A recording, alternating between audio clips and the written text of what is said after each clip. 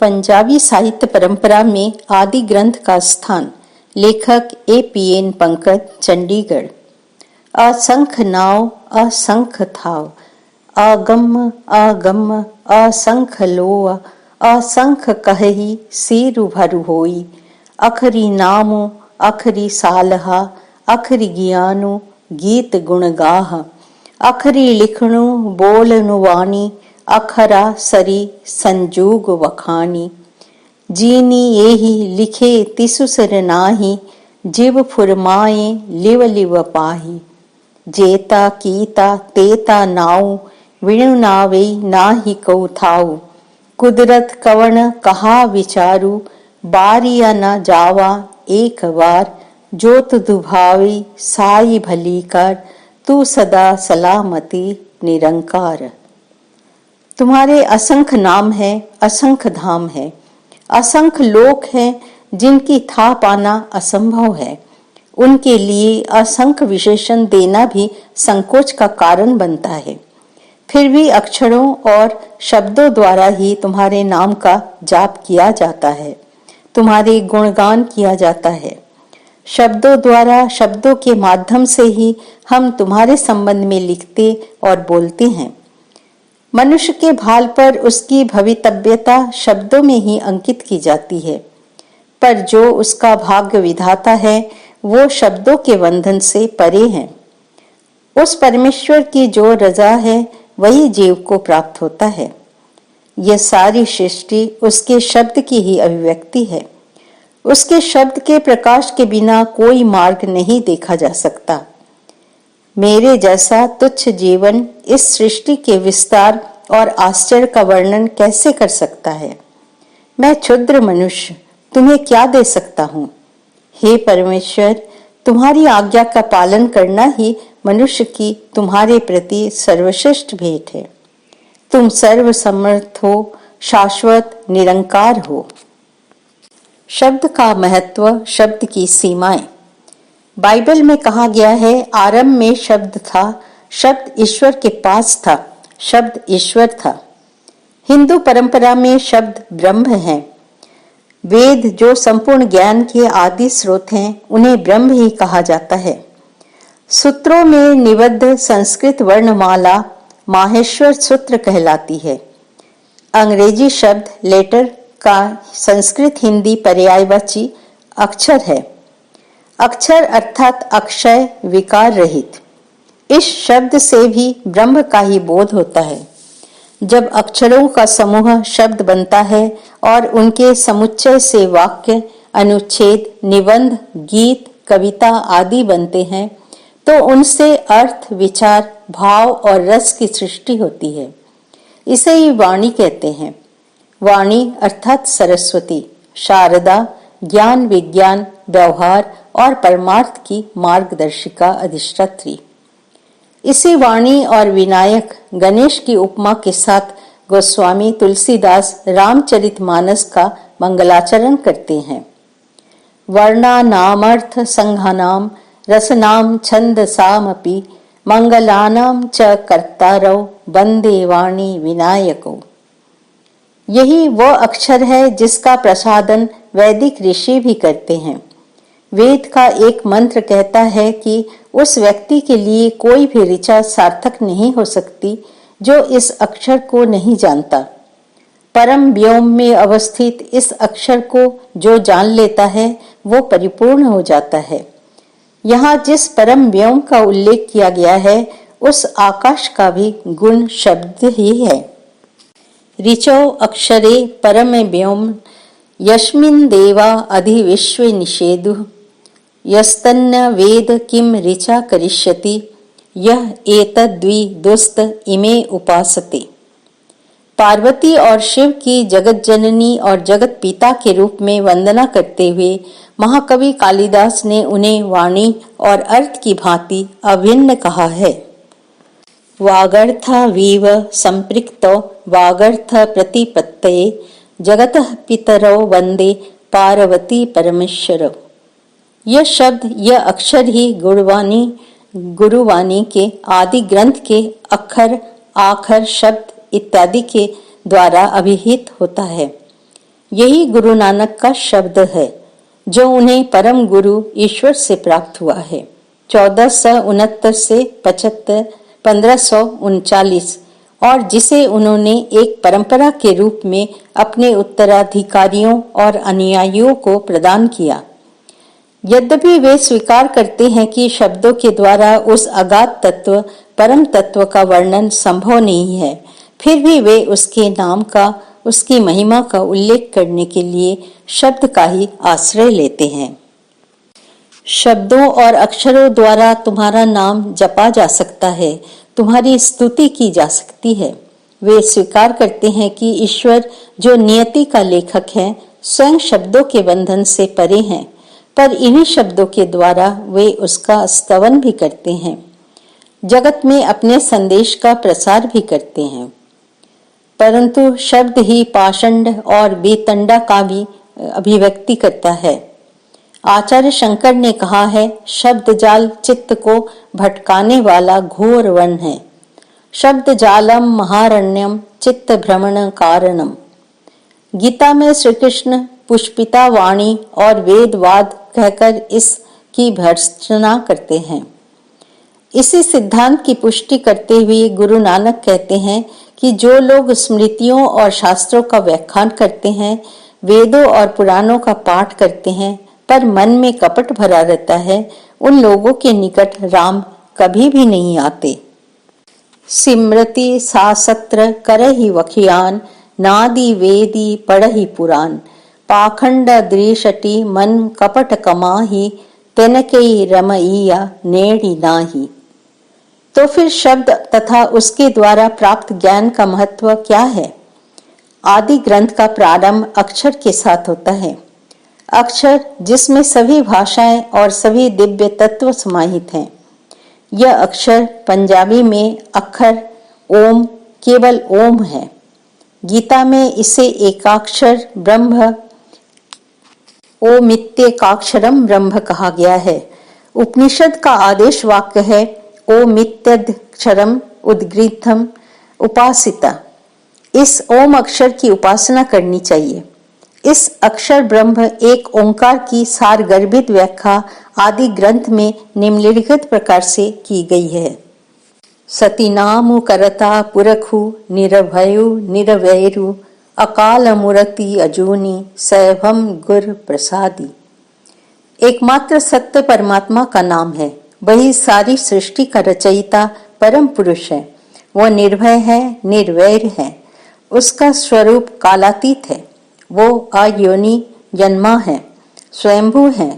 गुरु की कृपा से ही मनुष्य को उसके ज्ञान की उपलब्धि हो सकती है। गुरुओं और भगतों की वाणी।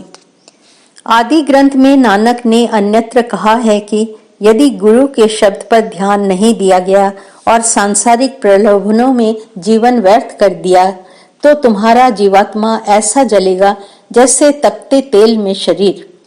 सद्गुरु के मुंह से निकला शब्द सामान्य संप्रेषण नहीं होता। यह शब्द ब्रह्म अथवा मंत्र परम तत्व का शब्दावतार होता है। गुरु नानक गुरु अथवा सती गुरु सद्गुरु का प्रयोग स्वयं परमात्मा के लिए करते हैं। ईश्वर ही सर्वोपरि आचार्य हैं। सिख सिद्धांतों के अनुसार परमेश्वर निराकार हैं, पर निराकार होते हुए भी वो गुरु और उसके शब्द में प्रकट होता है। शब्द जिसके माध्यम से गुरु उस अविज्ञेय तथा अपरिभाष्य ब्रह्म का बोध अपने सिख अर्थात शिष्य को कराता है। आदिकाल से ही भारतीय परंपरा में गुरु तथा उसके शब्दों के प्रति श्रद्धा और सम्मान का आत्यंतिक भाव रहा है। बार बार इस बात पर बल दिया गया है कि आध्यात्म ज्ञान की प्राप्ति के लिए शिष्य को श्रद्धा पूर्वक गुरु की शरण में जाना चाहिए। इसके साथ ही यह भी कहा गया है कि गुरु के होने का अधिकारी वही है जो स्वयं श्रोत्रिय, ब्रह्मनिष्ठ और तत्वदर्शी हो, अकामहत, सांसारिक विषयों से रहित हो। श्री रामकृष्ण कहते हैं, गुरु मानो मध्यस्थ है। जैसे मध्यस्थ प्रेमिक को प्रेमिका के साथ मिला देता है, वैसे ही गुरु भी साधक को इष्ट के साथ मिला देता है। ऐसे ही वाणी शब्दों, सलकों, पदों, छंदों, पौड़ियों तथा अन्य काव्य विधाओं का आदि ग्रंथ एक महान संग्रह है। इसमें 7 गुरुओं तथा 29 भगतों की रचनाएं सम्मिलित हैं। इसे ग्रंथ साहिब के नाम सिखों के दशम गुरु श्री गुरु गोविंद सिंह जी द्वारा दिया गया था। उन्होंने अपने पिता नवम गुरु श्री तेग बहादुर जी की तथा अपनी वाणी इसमें सम्मिलित करके इसे अंतिम तथा सुनिश्चित रूप प्रदान किया तथा सन 1707 ईस्वी में इसे शाश्वत और जीवित गुरु के रूप में गुरु गद्दी पर प्रतिष्ठित किया।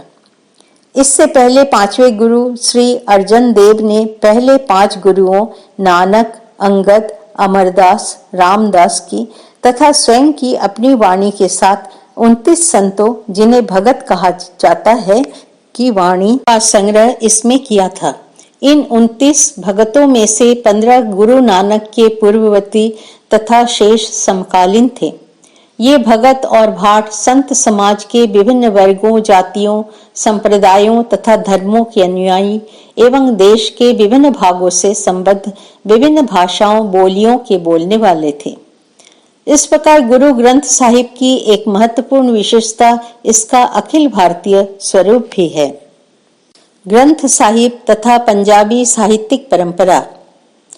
पंजाबी साहित्यिक परंपरा की मूल प्रकृति को समझने के लिए यह जानना आवश्यक है कि गुरु गोविंद सिंह ने एक आदि ग्रंथ को अंतिम गुरु के रूप में प्रतिष्ठित करते हुए यह आदेश दिया था कि यह एक दिव्य कृति है तथा सिखों को अपने सभी आदेश लौकिक तथा आध्यात्मिक इसी से ग्रहण करने होंगे।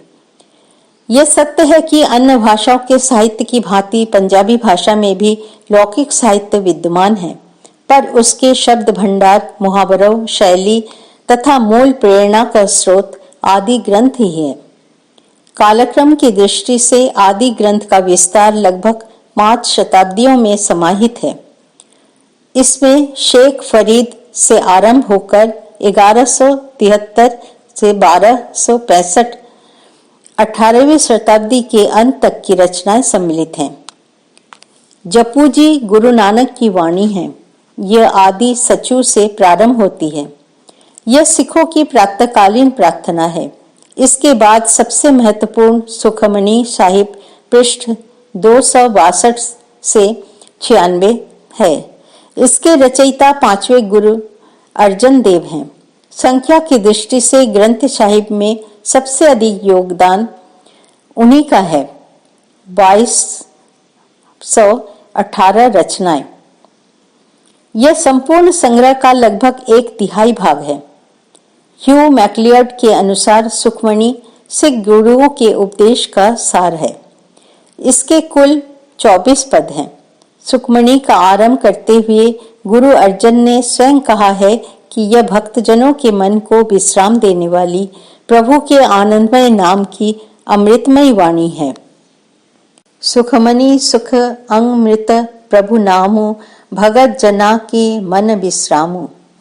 इसका उपसंहार करते हुए गुरुजी कहते हैं कि जिसके मन में यह बस जाती है, जो इसे मनयोग पूर्वक सुनता है, उसके हृदय में हरि निवास करते हैं। वह सर्वोच्च शोभा को प्राप्त करता है। इतने गुणों से संपन्न यह सुखमणि सुख की मणि है। जिस मन बसई लाए प्रीति, तिस जन आवे हरि प्रभु चीति। समते उच्चता की शोभा बनी, नानक यह गुणी नाम सुखमणि। नाम सिमरन, स्मरण भक्ति। स्मरण नाम स्मरण को आदि ग्रंथ में सर्वाधिक महत्व दिया गया है। यह महत्व पूरे ग्रंथ में प्रतिध्वनित होता है। मैक्लियड कहते हैं, नाम का तात्विक अभिप्राय समस्वरता, हार्मनी है। इसके अनुशासन में रहते हुए भक्त निरंतर ईश्वरीय समरसता की ओर अग्रसर होता है। सभी संत कवि नाम निष्ठा तथा नाम जप, गुरु भक्ति और सत्संग के महत्व पर बल देते हैं। नाम, दिव्य गुरु तथा सत्संग संत साधना के 3 स्तंभ हैं। गुरु ग्रंथ साहिब के सिद्धांत भी मुख्यतः इस उक्ति के अनुरूप ही है। रहीरास संध्याकालीन पाठ है। इसके 9 अंश हैं। पहले भाग में, जिसका प्रारंभ 100 दरु से होता है, 5 पद हैं, और दूसरे में जो 100 पुरखू से प्रारंभ होता है, 4 पद। 100 दरु के पहले 3 पद गुरु नानक की रचनाएं हैं। चौथा गुरु रामदास द्वारा विरचित है। 5वां गुरु अर्जन द्वारा। 100 परखू की पहली 2 रचनाएं गुरु रामदास की है, तीसरी गुरु नानक की और चौथी गुरु अर्जन की। इसके पश्चात सोहिला पृष्ठ 12-13 है। इसका पाठ सोते समय अथवा अंतिम संस्कार के समय किया जाता है। आनंद साहिब पृष्ठ 917 से 22 गुरु रामदास की कृति है। अपने नाम के अनुरूप ही यह उत्सव गान है। पहले 4 छंद अर्थात छंद क्रमशः हरि पहिलड़ी, हरि दूजड़ी, हरि तीसरी और हरि चौथड़ी शब्दों के साथ प्रारंभ होते हैं। सिखों का विवाह संस्कार आनंद कारज इसी के साथ संपन्न होता है। वर वधू 4 बार गुरु ग्रंथ साहिब की प्रदक्षिणा करते हैं। इस प्रदक्षिणा को लाव कहा जाता है। इस प्रदक्षिणा के दौरान उपरोक्त 4 छंदों को समूह गान के रूप में अधिकृत रागी भाई के नेतृत्व में गाया जाता है। सिख सिद्धांत के वेदव्यास। गुरु अर्जन को यदि सिख सिद्धांत का वेदव्यास कहा जाए तो यह अत्युक्ति नहीं होगी। आदि ग्रंथ को संहिताबद्ध करने का कार्य उन्होंने कुछ वैसा ही किया जैसा कि व्यासदेव ने वेदों को ग्रथित करने में किया था। गुरु अर्जन का यह कार्य न केवल बृहत था अपितु कठिन भी। उन्होंने वाणी को प्राप्त करने के लिए अनेक स्रोतों, स्थानों और व्यक्तियों की खोज की। वाणी को इकट्ठा करने के लिए जगह जगह अपने प्रतिनिधि भेजे, कई जगह स्वयं भी गए। तीसरे गुरु अमरदास के समय निधन 1574। पहले 3 गुरुओं तथा अन्य संतों सूफियों की ऐसी वाणियों का संग्रह हो गया था जो गुरु नानक के सिद्धांतों के अनुसार था। कहा जाता है कि गुरु नानक ने अपनी उदासियों अर्थात यात्राओं के दौरान शेख फरीद की वाणी का संग्रह स्वयं कर लिया था और उसे दूसरे गुरु अंगद को सौंप दिया था। यहाँ यह कहना प्रासंगिक नहीं होगा कि जिन भगतों की वाणी आदि ग्रंथ में संग्रहित है उनमें कबीर के बाद सबसे अधिक संख्या फरीद की रचनाओं की है, 4 सबद और 112 सलोकू। यह उल्लेखनीय है कि इनमें से 18 सलोकू गुरुओं के सलकों के बीच बीच मानव संवाद की तरह संकलित है। उदाहरणार्थ फरीद फरीदा काली जीनी न राविया धौली रावी कोई करी साई सिय पीरहड़ी रंग नवेला होई। अर्थात जब तुम्हारे केश काले थे अर्थात जब तुम जवान थे तब तुमने ईश्वर से प्रेम नहीं किया। अब जब तुम्हारे बाल सफेद हो गए अर्थात तुम बूढ़े हो गए हो, तुम क्या पाना चाहते हो? अब भी समय है। यदि तुम मालिक से प्रेम करते हो तो तुम पुनः रंग को अर्थात परमात्मा को पालोगे। गुरु अमरदास फरीदा काली धौली साहिबू सदा है जो की चीती करी आपना लाइया पिरम न लगई जो लोचे लभु कोई एहु पिरमु पियाला खसम का जो भावे तई दई। ओ फरीद, यदि कोई मालिक से प्रेम करता है तो इससे कोई फर्क नहीं पड़ता कि बाल काले हैं या सफेद, अर्थात व्यक्ति जवान है या बूढ़ा। ललक चाहे कितनी भी क्यों न हो, हर किसी को उस परमात्मा के प्रेम की उपलब्धि नहीं होती। वो जिसे चाहता है वही उसका पात्र बनता है। फरीद वाणी का उपरोक्त संग्रह गुरु अमरदास जी के पुत्र भाई मोहनदास के पास था। वे इसे सौंपने को तैयार नहीं थे। गोपाल सिंह के कथानुसार मोहनदास को मनाने के लिए 5वें गुरु को बहुत प्रयास करना पड़ा। वाणी को लाने के लिए पहले उन्होंने भाई गुरुदास को भेजा, फिर बाबा बुढ़ा जी को। उनके असफल रहने पर गुरुजी स्वयं गए और बहुत मनाने के बाद वे इस वाणी को प्राप्त करने में सफल हुए।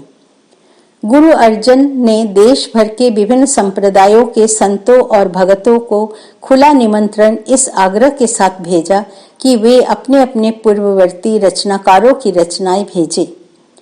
उन्होंने सभी धार्मिक संप्रदायों और भाषाओं की ऐसी प्रतिनिधि रचनाएं हासिल करने का प्रयास किया जो सिख सिद्धांतों के अनुकूल भी हों। गुरुजी के निमंत्रण के प्रत्युत्तर में उनके कई समवर्ती स्वयं गुरुजी के पास आए और उन्हें अपने पूर्वज गुरुजनों की रचनाएं सुनाई। इस प्रकार साहित्य का एक प्रचुर भंडार तो गुरु अर्जन देव को प्राप्त हो गया, पर इससे भी कठिन कार्य था उसमें से उपयुक्त सामग्री को चुनना। और भी अधिक समस्या रचनाओं को अस्वीकृत करने की थी। ऐसा करने में कुछ लोगों के नाराज हो जाने की भी संभावना थी। ऐसा कहा जाता है कि जब गुरुजी को पता चला कि गुरु नानक की रचनाओं का एक भाग सिंघल द्वीप अर्थात श्रीलंका में सुरक्षित है, तब उन्होंने अपने एक शिष्य को उसे लाने के लिए वहां भेजा। उस जमाने में जबकि यातायात और संचार के साधन अत्यंत दुर्लभ थे और सैकड़ों मील का यात्रा जोखिम भरी थी, यह कार्य कितना चुनौतीपूर्ण रहा होगा, आज यह सोचना भी कठिन है। पर जब यह संग्रह प्राण संगली लेकर शिष्य लौटा तो गुरुजी ने उसकी प्रामाणिकता को संदिग्ध समझते हुए उसे अस्वीकृत कर दिया। अब यह रचना उस संकलन का अंश है जिसे कच्ची वाणी कहा जाता है। कच्ची वाणी अर्थात अपुष्ट रचनाएं। गोपाल सिंह कहते हैं कि जो वाणी गुरमत गुरु के सिद्धांत के अनुरूप नहीं थी, भले ही भाषा शैली की दृष्टि से गुरबानी जैसे ही प्रतीत होती हो, उसे अस्वीकृत कर दिया गया था। यदि रचनाओं का संग्रह और चुनाव कठिन और विस्मयकारी था तो उन्हें विशिष्ट रूप से उपयुक्त शीर्षकों सहित संहिताबद्ध करना भी कुछ कम चुनौतीपूर्ण नहीं था। इतने विशाल संग्रह को लिखने वाला कौन हो? भाषा के महत्व को ध्यान में रखना भी आवश्यक था। गुरुओं और भगतों की रचनाएं मुख्यतः मौखिक परंपरा द्वारा प्रचलित हुई थी। इस प्रसार और विकास क्रम में रचनाकार स्वयं तो भिन्न प्रदेशों के निवासी अथवा यात्री रहे ही थे, उनकी रचनाएं अन्य गायकों के यात्रा क्रम में भी स्थानीय सुगंध ग्रहण करती रही थी और उनके एकाधिक पाठ प्रचलन में आ गए थे। उदाहरणार्थ आदि ग्रंथ के भगतों में सर्वाधिक महत्वपूर्ण कबीर की वाणी है। इसका प्रभाव भी गुरु नानक पर सर्वाधिक है। विनर्ड एम कैलवर्ट ने उस वाणी की 11 पांडुलिपियों का उल्लेख किया है। इनमें से 2 आदि ग्रंथ से पहले की है और शेष बाद की। इनमें न केवल पदों की संख्या में अपितु पाठ में भाषा में भी अंतर है। इतना ही नहीं, इनमें से कुछ की प्रतिलिपियों के संस्करण भी अलग अलग हैं। ऐसा ही कुछ कम परिमाण में अन्य भगतों के संबंध में भी कहा जा सकता है। आदि ग्रंथ के राग और गायकी। संकलनकर्ता के लिए जहां एक ओर यह आवश्यक था कि गुरुओं द्वारा प्रतिपादित सिद्धांतों के अंतर्गत ही वो अपने कार्य का निष्पादन करें, वहां दूसरी ओर उसे यह भी सुनिश्चित करना था कि मूल रचना की विषय वस्तु, उसका स्वरूप और रस भी अक्षुण्ण रहे। यहाँ यह कहना अप्रासंगिक नहीं है कि जहाँ सभी गुरु खत्री वर्ग के थे, वहीं उनके अधिकतर अनुयायी जाट थे। संभवतः इसी बात को ध्यान में रखते हुए गुरु अर्जन के लिए यह आवश्यक था कि वे भगतों की वाणी अपने जाट अनुयायियों की प्रचलित भाषा में निबद्ध करें। संग्रह के पाठ को लिखने के लिए गुरु जी ने भाई गुरुदास को चुना। निधन 1637 ईस्वी। भाई गुरुदास महान गुरु भक्त थे। उनकी शिक्षा गुरु अमरदास जी तथा दीक्षा गुरु रामदास जी द्वारा हुई थी। वे एक निशांत कवि तथा गुरमत के प्रचारक थे। उन्होंने कई वर्षों तक पंजाब, काबुल और काशी में धर्म प्रचार किया था। 4 वर्ष तक अमृतसर में रहते हुए वे आदि ग्रंथ का लेखन कार्य करने के साथ साथ हरि मंदिर साहिब और अकाल तख्त के निर्माण में सहायता करते रहे थे। गुरु अर्जन ने भाई गुरुदास से कहा था, वे अपने द्वारा विरचित वार भी संकलन में शामिल करें, पर उन्होंने विनम्रता पूर्वक यह कहते हुए अस्वीकार कर दिया था कि वे गुरुओं के समकक्ष होने का सम्मान पाने के अधिकारी नहीं हो सकते। जैसा कि पहले कहा गया है, आदि ग्रंथ में जिन रचनाओं का चयन संकलन के लिए किया गया था, उनमें अधिकतर मौखिक परंपरा से प्राप्त हुई थी। इसे देखते हुए उचित समझा गया कि उन्हें उनके सांगीतिक रूप के उपयुक्त रागों के अंतर्गत निबद्ध किया जाए, न कि उनके विषय अथवा काल क्रमानुसार। ऐसा इसलिए कि गायकों ने उनका संयोजन रागों के अनुरूप ही किया था। कालवर्ट द्वारा दी गई जानकारी के अनुसार गुरु ग्रंथ साहिब की रचनाएं कुल 31 रागों के अंतर्गत संग्रहित है। उन्होंने यह भी कहा है, पहले तो गायक रचना को एक राग विशेष में प्रस्तुत करता था और फिर उसी राग के अंतर्गत जो अन्य रचनाएं थी उन्हें एक समूह के रूप में शामिल कर लिया जाता था। रचनाओं के वर्गीकरण के लिए यह एक सुस्पष्ट विधि थी। इसके परिणाम स्वरूप प्राचीन काल से ही राग की मौखिक परंपरा के विशिष्ट पहचान पत्र जैसे बन गए थे। एक ही रचना को विभिन्न रागों में गाया जा सकता था।